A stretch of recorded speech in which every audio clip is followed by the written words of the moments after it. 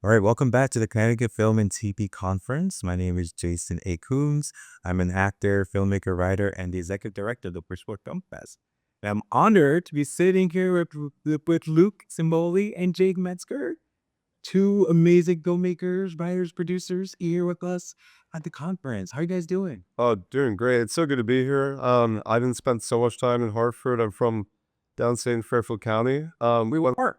So I'm from Weston. It's a little. So right here, close to Bridgeport. Well, yeah, of course. I spent a good amount of time in Bridgeport. I've got a lot of friends there, and I'm hoping that we'll send our film to a festival. But that's a whole other thing. But I was just gonna say it's cool to be here in Hartford and East Hartford, and we walked around by the river today, and it's a nice day. It's beautiful. It's good to be here. A good one as well. So Yeah, it's good. And are you, my friend? Yeah, I've had a great time interacting with filmmakers and producers and all sorts of directors of photography. Yeah. It's just so fun walking up to a random group of people and injecting yourself. That's the magic of a conference like this. It is. And luckily we have name tags, right? So let's just jump right into it. What is your approach to developing a new project? Is it like, do you guys sit down and like, okay, we're going to do a documentary about this, or we're going to do a narrative script about this? Or is it more like fluid? oh man, I'm just gonna answer that by backing all the way up and saying that I met Jake in a parking lot last summer. Oh, A networking event similar to this. wasn't Pokemon Go? It was not Pokemon Go. It was a filmmaking networking event hosted by a rental company in Brooklyn called Lightbulb, and they're amazing people. They have given me great deals. I love them. Yeah, but I met Jake, and we wanted to collaborate. We wanted to work together, and since then it's been figuring it out. I wish I could say that we're older, more experienced, but we're not. We have to figure it out. We have to figure out how we work together. And I'm fortunate that despite me coming from not a film background, although I knew I wanted to do it, Jake has spent a lot of time on sets. I mean, this is a guy from Ohio, and then he went to Oklahoma, and he was on a lot of big pictures, and I want you to talk about it because I shouldn't talk about you. I mean, I worked for a year in Oklahoma, and um, I wanted to be with a larger labor pool, with maybe more experience, and found New York to be the place. So AD department, PA, AD department. Okay, your way up. Yep, in New York for a couple years. But I've always maintained this dream of wanting to produce and produce films. And so Luke came to me with him and Dylan had gotten together and applied to this grant through AGBO, the Russo brothers. Yeah. It's like Italian American Filmmaker Forum. They got this grant. And that was you can kind of talk about the Yeah, sure. So I saw this grant come out through AGBO and through this organization they're partnered with called the ISDA. That's the Italian Sons and Daughters of America. Yeah. And they got tired of watching mafia movies. They wanted to. Yeah, it's far different. They wanted to fund Italian Americans to make stuff that showed them in a positive light. I get it. I'm happy about it. And to be able to make something for that, to be able to apply to get a little bit of money from them, and to get to kind of stretch my wings and write and direct it with my best friend from school, a blast. I knew right when I was applying, like, it needs to be historical. Yeah. It needs to be period. I already had locations in my mind. Brantford, Connecticut, where we shot, is filled with them. I have to completely thank the James Blackstone Memorial Library in Brantford. It's a beautiful 1890s.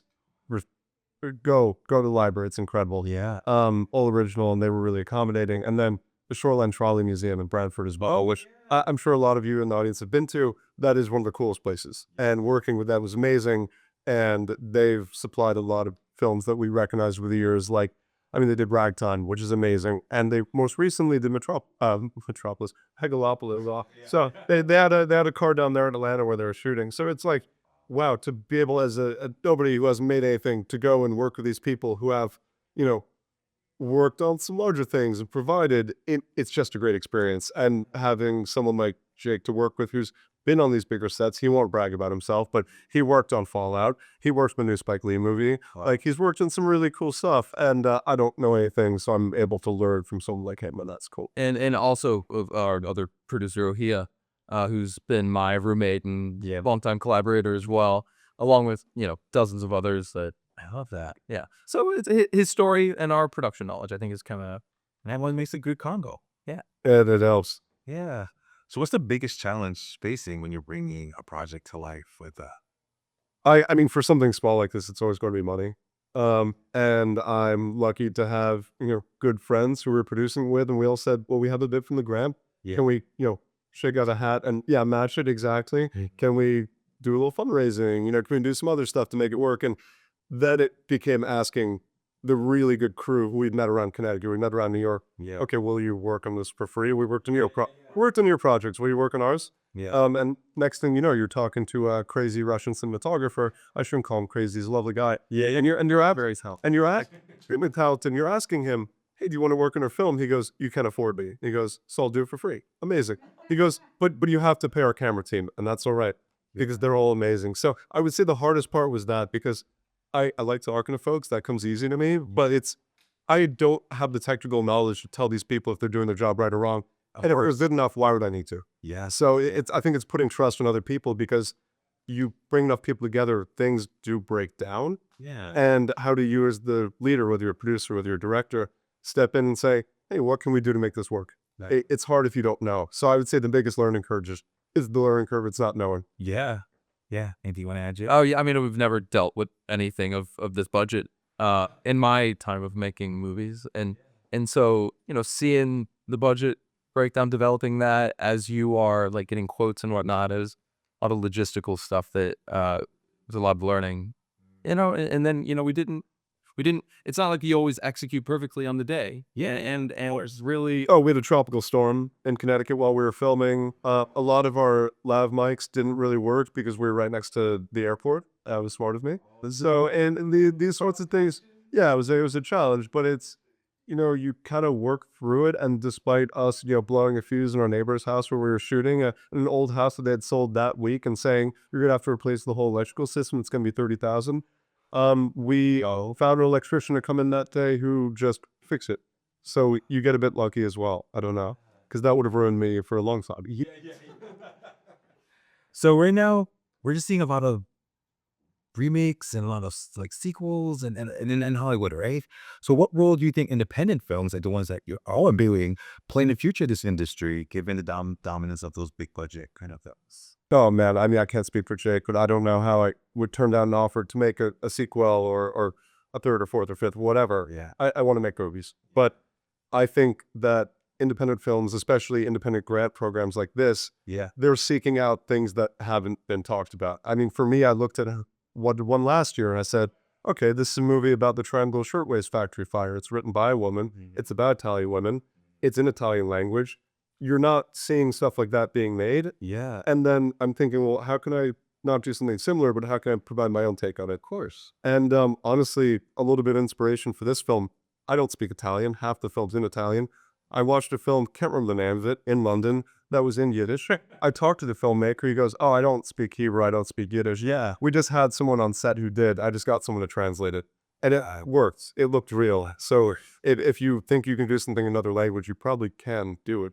Yeah. And I think that if you're working on a larger scale, then you're only really going to feel that you can if you come from that background, if you speak the language, you do these things. The experimentality of independent filmmaking, I mean, it's just pure creativity. You're not beholden to anyone. Yeah. Can we talk a little bit about New York International? Absolutely. Yeah. No, of course.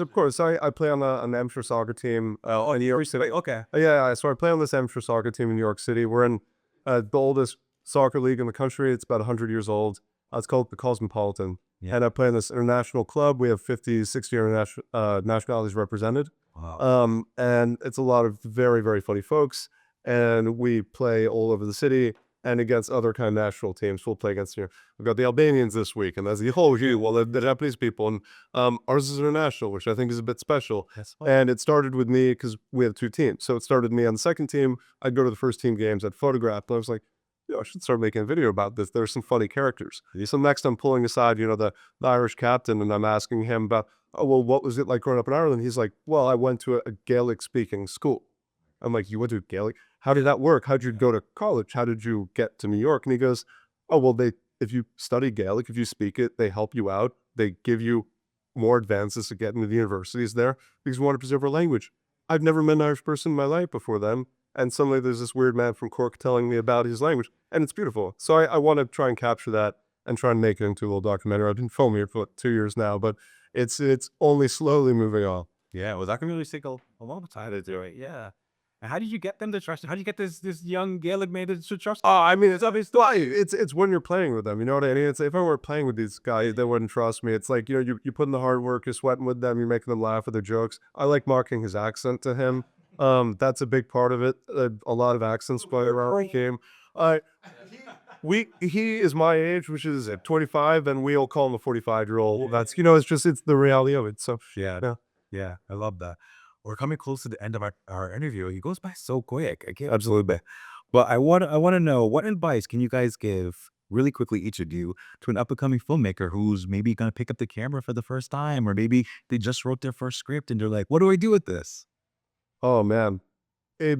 I can only give the advice that I would give. It wouldn't necessarily be what someone else would, and it wouldn't necessarily be correct. But what I would say is just find good people to work with. Yes. Because I don't know camera, I don't know technology, and you find a good cinematographer, you find a good producer, you find an amazing script supervisor. There are roles that you won't even know about if you don't work with a camera. Yeah. You find good people to work with, you start there, Yeah. and you workshop your concept, and you bring it to life. Love that. Shay? I mean, I'm the pretty classic one. Just do it now. Like, yeah, like whatever your thing is, whatever your film is, whatever your passion is, like just do it now and then like kind of figure it out later. Yeah. I don't know, because so much of what we did was diving headfirst into something, and not to a degree that it's like unsafe. No, of course. And maintain, you know, We have I think every project you do, you're going to learn from it, right? yeah, Where you get better. yeah. So why not just do And you're gonna have some. You're going to have regrets. Is that? Accept it and push on. Yeah, I love that. All right, so please plug you have Instagram, you have websites. Give a quick plug on the camera before we go. Yeah, okay, so now we'll look at that camera. Yep.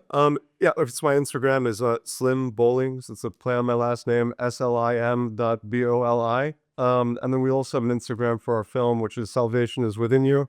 Check it out. Jake, you want to share yours? I'm Jake_Metzger. I got lucky enough to get that JAKE_METZGER. And then one more thing I'll say really quick is the film has been submitted to the final round of this Russo Brothers competition. It's going against 4 other films. I wish I could ask you to vote, but unfortunately it's in the hands of the people who run the competition. We'll know on December 2nd if it wins or not, and I hope it does. And then we'll be going into a festival circuit after that, hopefully. And I hope to show it to the people in the Alliance as well. It's short, so come and you won't be wasting your time, I hope. I hope you'll see you in Bridgeport. Yeah, I would love that. I would really love that. Awesome. Thank you, John. It was so great meeting you guys. Thank you so much. You, Jason. Yeah, thank you.